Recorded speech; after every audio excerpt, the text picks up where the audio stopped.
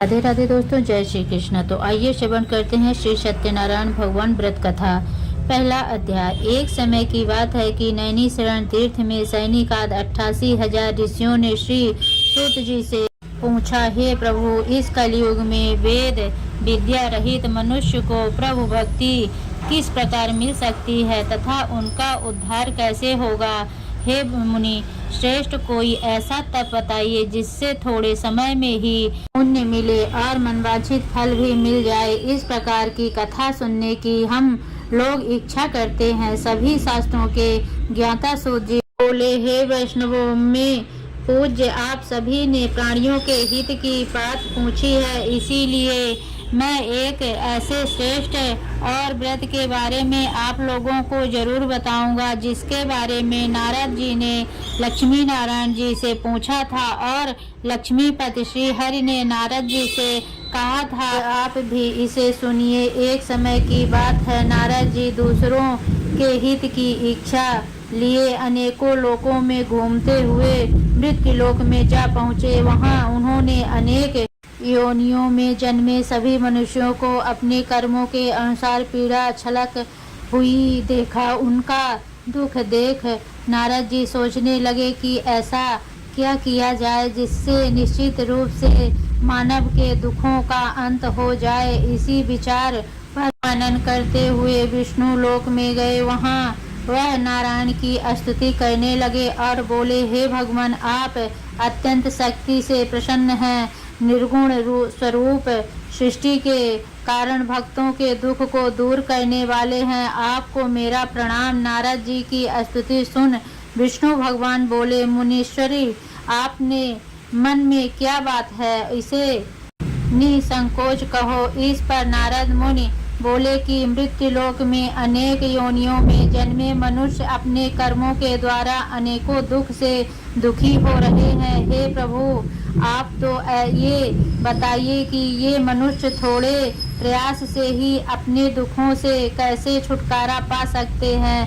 तब श्री हरि बोले, हे नारद, मनुष्यों की भलाई के लिए तुमने बहुत उत्तम प्रश्न पूछा है। स्वर्ग लोक पर मृत्यु लोक दोनों में एक दुर्लभ उत्तम व्रत है जो पुण्य देने वाला है। आज प्रेम बस होकर मैं उसे तुमसे कहता हूँ। श्री सत्यनारायण भगवान का व्रत अच्छी तरह विधि पूर्वक करके मनुष्य तुरंत ही यहाँ सुख भोग कर मरने पर मोक्ष पाता है। श्री हरि के वचन सुन नारद जी बोले, है कि उस व्रत का फल क्या है प्रभु, और उसका विधान क्या है। यह व्रत किसने किया था, इस व्रत को किस दिन करना चाहिए, आप सब कुछ विस्तार से बताइए। नारद की बात सुनकर फिर श्री हरि बोले, दुख और शोक को दूर करने वाला, यह सभी स्थानों पर विजय दिलाने वाला है। मानव को भक्ति व श्रद्धा के साथ शाम को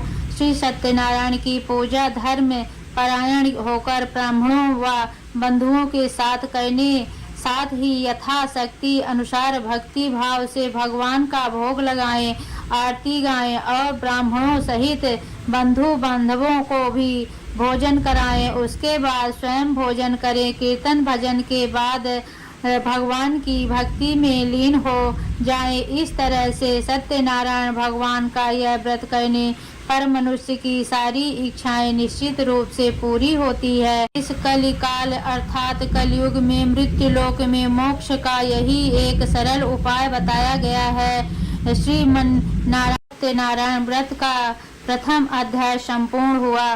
दूसरा अध्याय श्री सूत जी बोले, नारद जी, अब मैं पुनः पूर्व काल में जिसने इस सत्यनारायण व्रत को किया था उसे भली भांति विस्तार पूर्वक कहूँगा। रमणीय काशी नामक नगर में कोई अत्यंत निर्धन ब्राह्मण रहता था। भूख और प्यास से व्याकुल होकर वह प्रतिदिन पृथ्वी पर भटकता रहता था। ब्राह्मण प्रिय भगवान ने उस दुखी ब्राह्मण को देखकर वृद्ध ब्राह्मण का रूप धारण करके उसे द्विज से आदर पूर्वक पूछा, हे विप्र, प्रतिदिन अत्यंत दुखी होकर तुम किस लिए पृथ्वी पर भ्रमण करते रहते हो। हे द्विज श्रेष्ठ, यह सब बतलाओ, मैं सुनना चाहता हूँ। ब्राह्मण बोला, प्रभु, मैं अत्यंत दरिद्र ब्राह्मण हूँ और भिक्षा के लिए ही पृथ्वी पर घूमा करता हूँ। यदि मेरी इस दरिद्रता को दूर करने का आप कोई उपाय जानते हो तो कृपा पूर्वक बतलाइए। वृद्ध ब्राह्मण बोला, हे ब्राह्मण देव, सत्यनारायण भगवान विष्णु अभिष्ट फल को देने वाले हैं। हे प्रिप्र, तुम उनका उत्तम व्रत करो जिससे करने से मनुष्य सभी दुखों से मुक्ति हो जाता है। व्रत के विधान को भी ब्राह्मण यत्न पूर्वक कहकर वृद्ध ब्राह्मण रूपधारी भगवान विष्णु वहीं पर अंतर्ध्यान हो गए। वृद्ध ब्राह्मण ने जैसा कहा है उस व्रत को अच्छी प्रकार से वैसे ही करूँगा, यह सोचते हुए उस ब्राह्मण को रात में नींद नहीं आई। अगले दिन प्रातःकाल उठकर सत्यनारायण का व्रत करूँगा ऐसा संकल्प कर वह ब्राह्मण भिक्षा के लिए चल पड़ा। उस दिन ब्राह्मण को भिक्षा में बहुत सा धन प्राप्त हुआ। उसी धन से उसने बंधु बांधवों के साथ भगवान सत्यनारायण का व्रत किया। इस व्रत के प्रभाव से वह श्रेष्ठ ब्राह्मण सभी दुखों से मुक्त होकर समस्त संपत्तियों से संपन्न हो गया। उस दिन से लेकर प्रत्येक महीने उसने यह व्रत किया। इस प्रकार भगवान सत्यनारायण के इस व्रत को करके वह श्रेष्ठ ब्राह्मण सभी पापों से मुक्त हो गया और उसने दुर्लभ मोक्ष पद को प्राप्त किया।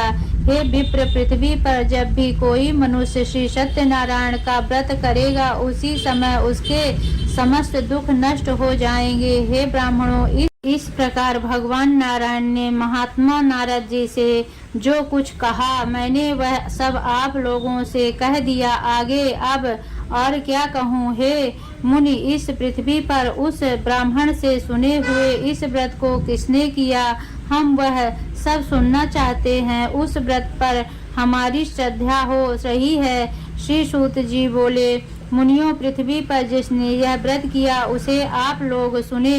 एक बार वह द्विज श्रेष्ठ अपनी धन संपत्ति के अनुसार बंधु बांधवों तथा परिवारजनों के साथ व्रत करने के लिए उद्यत हुआ। उसी बीच एक लकड़हारा वहां पर आया और लकड़ी बाहर रखकर उस ब्राह्मण के घर गया। प्यास से व्याकुल वह उस ब्राह्मण को व्रत करता हुआ देख प्रणाम करके उससे बोला, प्रभु, आप यह क्या कर रहे हैं? इसके करने से किस फल की प्राप्ति होती है? विस्तार पूर्वक मुझसे कहिए। विप्र ने कहा, यह सत्यनारायण का व्रत है जो सभी मनोरथों को प्रदान करने वाला है। उसी के प्रभाव से मुझे यह सब महान धन धान्य आदि प्राप्त हुए हैं। जल पीकर तथा प्रसाद ग्रहण करके वह नगर चला गया। सत्यनारायण देव के लिए मन से ऐसा सोचने लगा कि आज लकड़ी बेचने से जो धन प्राप्त होगा उसी धन से भगवान सत्यनारायण का श्रेष्ठ व्रत करूंगा। इस प्रकार मन में चिंतन करता हुआ लकड़ी को मस्तक पर रखकर उस सुंदर नगर में गया जहाँ धन संपन्न लोग रहते थे। उस दिन उसने लकड़ी का दुगुना मूल्य प्राप्त किया। उसके बाद प्रसन्न हृदय होकर वह पके हुए केले का फल, शक्कर, घी, दूध और गेहूं का पूर्ण सवाया मात्रा में लेकर अपने घर गया। तत्पश्चात उसने अपने बांधवों को बुलाकर विधि विधान से भगवान श्री सत्यनारायण का व्रत किया। उस व्रत के प्रभाव से वह धन पुत्र से संपन्न हो गया और उस लोक में अनेकों सुखों का भोग कर अंत में सत्यपुर अर्थात वैकुंठ लोक चला गया। श्रीमन नारायण नारायण नारायण भजवन श्री नारायण नारायण नारायण। श्री सत्यनारायण भगवान की जय। सत्यनारायण व्रत कथा का द्वितीय अध्याय संपूर्ण। तीसरा अध्याय। सूत जी बोले, हे श्रेष्ठ मुनियों, अब आगे की कथा कहता हूँ। पहले समय में उल्का मुख नाम का एक बुद्धिमान राजा था। वह सत्यवक्ता और जितेंद्रिय था। प्रतिदिन देव स्थानों पर जाता और निर्धनों को धन देकर उनके कष्ट दूर करता था। उसकी पत्नी कमल के समान मुख वाली तथा सभी साध्वी भी भद्रशिला नदी के तट पर उन दोनों ने श्री सत्यनारायण भगवान का व्रत किया। उसी समय साधु नाम का एक वैश्य आया। उसके पास व्यापार करने के लिए बहुत सा धन भी था। राजा को व्रत करते देखकर वह विनय के साथ पूछने लगा, हे राजन, भक्ति भाव से पूर्ण होकर आप यह क्या कर रहे हैं? मैं सुनने की इच्छा करता हूँ, तो आप कृपा करके मुझे बताइए। राजा बोला, मैं अपने बंधु बांधवों के साथ पुत्रादि की प्राप्ति के लिए श्री सत्यनारायण भगवान का व्रत व पूजन कर रहा हूँ। राजा के वचन सुन साधु आदर से बोला, हे राजन, मुझे इस व्रत का सारा वृत्तांत कहिए। मैं भी इस व्रत को करूँगा। मेरी भी संतान नहीं है और इस व्रत को करने से निश्चित रूप से मुझे संतान की प्राप्ति होगी। राजा से व्रत का सारा विधान सुन व्यापार से निवृत्त हो वह अपने घर गया। साधु ने अपनी पत्नी को संतान देने वाले इस व्रत का वर्णन कह सुनाया और कहा कि जब मेरी संतान होगी तब मैं इस व्रत को करूंगा। साधु ने इस तरह के वचन अपनी पत्नी लीलावती से कहे। एक दिन लीलावती पति के साथ आनंदित हो सांसारिक धर्म में वृत्तित होकर सत्यनारायण भगवान की कृपा से गर्भवती हो गई। 10वें महीने में उसके गर्भ से एक सुंदर कन्या ने जन्म लिया। माता पिता ने अपनी कन्या का नाम कलावती रखा। एक दिन कलावती के माँ लीलावती ने अपने पति को याद दिलाया कि आपने सत्यनारायण भगवान के लिए व्रत को करने का संकल्प किया था, उसके करने का समय आ गया है, आप इस व्रत को करिए। साधु बोला कि हे प्रिय, इस व्रत को मैं इसके विवाह पर करूंगा। इस प्रकार अपनी पत्नी को आश्वासन देकर वह नगर को चला गया। साधु ने एक बार नगर में अपनी कन्या को सखियों के साथ देखा तो उसे लगा कि उसकी कन्या अब विवाह योग्य हो गई है और उसने कन्या के योग्य वर ढूंढना शुरू कर दिया। एक दिन साधु की बात को ध्यान में रखते हुए एक नगर में पहुंचा और वहां देखभाल कर लड़की के सुयोग्य वणिक पुत्र को ले आया। सुयोग्य लड़के को देख साधु ने बंधु बांधवों को बुलाकर अपनी पुत्री का विवाह कर दिया। लेकिन दुर्भाग्य की बात ये कि साधु ने अभी भी श्री सत्यनारायण भगवान का व्रत नहीं किया। इस पर श्री भगवान क्रोधित हो गए और श्राप दिया। अपने कार्य में कुशल साधु बनिया जमाई को लेकर समुद्र के पास स्थिर होकर रत्नासरपुर नगर में गया। वहां जाकर दामाद ससुर दोनों मिलकर चंद्रकेतु राजा के नगर में व्यापार करने लगे। एक दिन भगवान सत्यनारायण की माया से एक चोर राजा का धन चुराकर भाग रहा था। उसने राजा के सिपाहियों को अपना पीछा करते देख चुराया हुआ धन वहां रख दिया जहां साधु अपने जमाई के साथ ठहरा हुआ था। राजा के सिपाहियों ने साधु वैश्य के पास राजा का धन पड़ा देखा तो वह ससुर जमाई दोनों को बांधकर प्रसन्नता से राजा के पास ले गए और कहा कि उन दोनों चोरों हम पकड़ ले आए हैं, आप आगे की कार्यवाही की आज्ञा दे। राजा की आज्ञा से उन दोनों को कठिन कारावास में डाल दिया गया और उनका सारा धन भी उनसे छीन लिया गया। श्री सत्यनारायण भगवान से श्राप से साधु की पत्नी बहुत दुखी हुई। वह घर में जो धन रखा था उसे चोर चुरा ले गए। शारीरिक तथा मानसिक पीड़ा व भूख प्यास से अति दुखी हो अन्न की चिंता में कलावती के ब्राह्मण के घर गई। वहां उसने श्री सत्यनारायण भगवान का व्रत होते देखा, फिर कथा भी सुनी। वहां प्रसाद ग्रहण कर वह रात को घर वापस आई। माता के कलावती से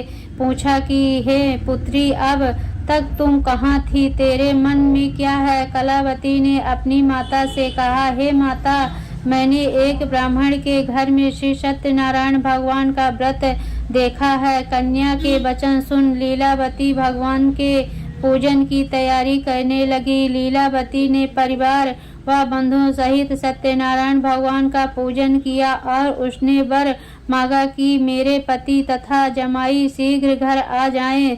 साथ ही यह भी प्रार्थना की कि हम सब का अपराध क्षमा करे। सत्यनारायण भगवान इस व्रत से संतुष्ट हो गए और राजा चंद्रकेतु को सपने में दर्शन दे कहा कि हे राजन, तुम उन दोनों वैश्यों को छोड़ दो और तुमने उनका जो धन लिया है उसे वापस कर दो। अगर ऐसा नहीं किया तो मैं तुम्हारा धन, राज्य व संतान सभी को नष्ट कर दूंगा। राजा को यह सब कहकर वह अंतर्ध्यान हो गए। प्रातःकाल सभा में राजा ने अपना सपना सुनाया। फिर बोले कि उन दोनों को कैद से मुक्त कर सभा में लाओ। दोनों ने आते ही राजा को प्रणाम किया। राजा बोला, महाअनुभवो, भाग्य बस ऐसा कठिन दुख तुम्हें प्राप्त हुआ है, लेकिन अब तुम्हें कोई भय नहीं है। ऐसा कह राजा ने उन दोनों को नए वस्त्र भूषण भी बनवाए और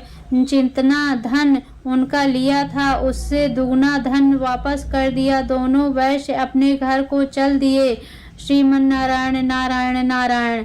श्री सत्यनारायण भगवान की जय हो। श्री सत्यनारायण भगवान व्रत कथा का तृतीय अध्याय समाप्त हुआ। नारायण भगवान का चौथा अध्याय। सूत जी बोले, साधु बनिया मंगल चरण और ब्राह्मणों को धन देकर अपने नगर के लिए चल पड़ा।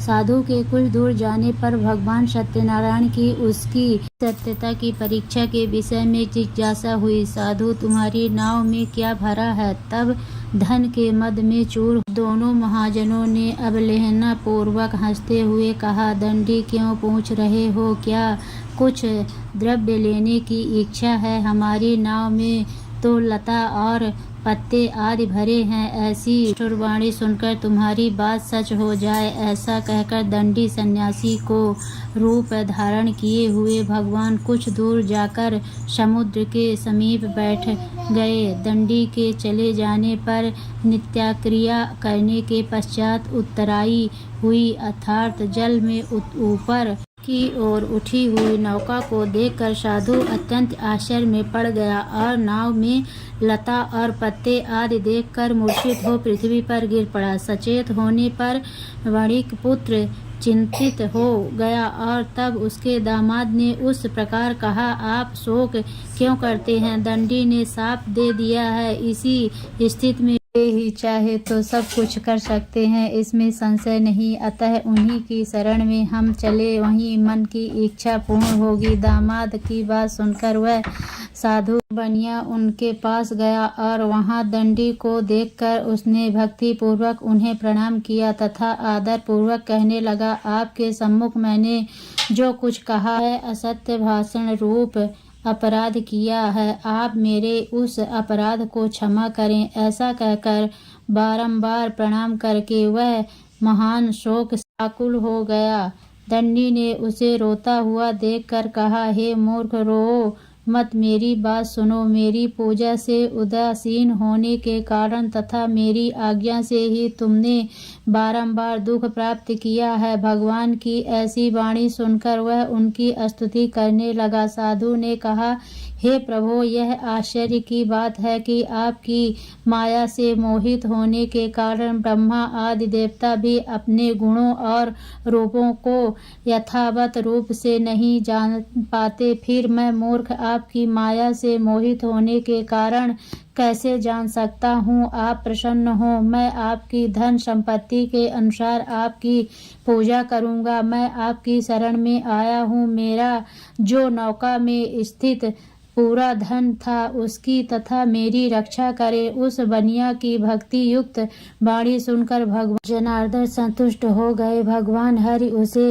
अभीष्ट वर प्रदान करके वहीं अंतर्ध्यान हो गए। उसके बाद वह साधु अपनी नौका में चढ़ा और उसे धन धान्य से परिपूर्ण देखकर भगवान सत्यदेव की कृपा से हमारा मनोरथ सफल हो गया, ऐसा कहकर स्वजनों के साथ उसने भगवान की विधिवत पूजा की। भगवान श्री सत्यनारायण की कृपा से वह आनंद से परिपूर्ण हो गया और नाव को प्रयत्न पूर्वक संभाल कर उसने अपने देश के लिए प्रस्थान किया। साधु बनिया ने अपने दामाद से कहा, वह देखो मेरी रत्नपुरी नगरी दिखाई दे रही है। इसके बाद उसने अपने धन के रक्षक दूत को अपने आगमन का समाचार देने के लिए अपनी नगरी में भेजा। उसके बाद उस दूत ने नगर में जाकर साधु की मारिया को देख हाथ जोड़कर प्रणाम किया तथा उसके लिए अभीष्ट बात कही। सेठ जी अपने दामाद तथा बंधु वर्गों के साथ बहुत सारे धन धान्य के संपन्न होकर नगर के निकट पधार गए हैं। दूत के मुख से यह बात सुनकर वह महान आनंद से विहील हो गई और उसी साध्वी ने श्री सत्यनारायण की पूजा करके अपनी पुत्री से कहा, मैं साधु के दर्शन के लिए जा रही हूँ, तुम शीघ्र आओ। माता का ऐसा वचन सुनकर व्रत को समाप्त करके प्रसाद का परित्याग कर वह कलावती भी अपने पति का दर्शन करने के लिए चल पड़ी। उससे भगवान सत्यनारायण रुष्ट हो गए और उन्होंने उसके पति को तथा नौका को धन के साथ हरण करके जल डुबो दिया। इसके बाद कलावती कन्या अपने पति को न देख महान शोक से रुदन करती हुई पृथ्वी पर गिर पड़ी। नाव का आदर्शन तथा कन्या को अत्यंत दुखी देख भयभीत मन से साधु बनिया ने सोचा, यह क्या आश्चर्य हो गया। नाव का संचालन करने वाले भी सभी चिंतित हो गए। तदंतर वह लीलावती भी कन्या को देखकर विहील हो गई और अत्यंत दुख से विलाप करती हुई अपने पति से इस प्रकार बोली, अभी अभी नौका के साथ वह कैसे अलक्षित हो गए। न जाने किस देवता की उपेक्षा से वह नौका हरण कर ली गई, अथवा श्री सत्यनारायण का महात्म्य कौन जान सकता है। ऐसा कहकर वह सज्जनों के साथ विलाप करने लगी और कलावती कन्या को गोद में लेकर रोने लगी। कलावती कन्या भी अपने पति के नष्ट हो जाने पर दुखी हो गई और पति की पादुका लेकर उनका अनुगमन करने के लिए उसने मन में निश्चय किया। कन्या के इस प्रकार के आचरण को देख भार्या सहित वह धर्मक्ष साधु बनिया अत्यंत शोक समाप्त हो गया और सोचने लगा, यह या तो भगवान सत्यनारायण ने यह अपहरण किया है अथवा हम सभी भगवान सत्यदेव की माया से मोहित हो गए हैं। अपनी धन शक्ति के अनुसार भगवान श्री सत्यनारायण की पूजा करूंगा। सभी को बुलाकर इस प्रकार कहकर उसने अपने मन की इच्छा प्रकट की और बारंबार भगवान सत्यदेव को दंडवत प्रणाम किया। इससे दीनों के परिपालन भगवान सत्यदेव प्रसन्न हो गए। भक्त वत्सल भगवान ने कृपा पूर्वक कहा, तुम्हारी कन्या प्रसाद छोड़कर अपने पति को देखने चली आई है। निश्चय ही इसी कारण उसका पति अदृश्य हो गया है। यदि घर जाकर प्रसाद ग्रहण करके वह पुनः आए तो हे साधु बनिया, तुम्हारी पुत्री पति को प्राप्त करेगी, इससे संशय नहीं है। कन्या कलावती भी आकाश मंडल से ऐसी वाणी सुनकर शीघ्र ही घर गई और उसने प्रसाद ग्रहण किया। पुनः आकर सज्जनों तथा अपने पति को देखा। तब कलावती कन्या ने अपने पति से कहा, अब तो घर चलें, विलंब क्यों कर रहे हैं। कन्या की बात सुनकर वणिक पुत्र संतुष्ट हो गया और विधि विधान से भगवान सत्यनारायण का पूजन करके धन तथा बंधु बांधवों के साथ अपने घर गया। अंतर पूर्णिमा तथा संक्रांतिया पर्वों पर भगवान सत्यनारायण का पूजन करते हुए इस लोक में सुख भोग कर अंत में वह वैकुंठ लोक में चला गया। श्रीमन नारायण श्रीमन नारायण श्रीमन नारायण। श्री सत्यनारायण भगवान व्रत कथा चतुर्थ अध्याय संपूर्ण। 5वां अध्याय। श्री सूत जी बोले, श्रेष्ठ मुनियों, अब इसके बाद मैं दूसरी कथा कहूँगा, आप लोग सुने। अपनी प्रजा का पालन करने में तत्पर तुंगध्वज नामक एक राजा था। उसने सत्यदेव के प्रसाद का परित्याग करके दुख प्राप्त किया। एक बार वह वन में जाकर और वहाँ बहुत से पशुओं को मारकर वट वृक्ष के नीचे आया। वहाँ उसने देखा कि गोपगण बंधु बांधवों के साथ संतुष्ट होकर भक्ति पूर्वक भगवान सत्यदेव की पूजा कर रहे हैं। राजा यह देखकर भी अहंकार वश ना तो वहां गया और ना उसे भगवान सत्यनारायण को प्रणाम ही किया। पूजन के बाद सभी गोपगण भगवान का प्रसाद राजा के समीप रखकर वहां से लौट आए और इच्छा अनुसार उन सभी ने भगवान का प्रसाद ग्रहण किया। इधर राजा को प्रसाद का परित्याग करने से बहुत दुख हुआ। उसका संपूर्ण धन धान्य एवं सभी 100 पुत्र नष्ट हो गए। राजा ने मन में यह निश्चय किया कि अवश्य ही भगवान सत्यनारायण ने हमारा नाश कर दिया है, इसलिए मुझे वहां जाना चाहिए जहां श्री सत्यनारायण का पूजन हो रहा था।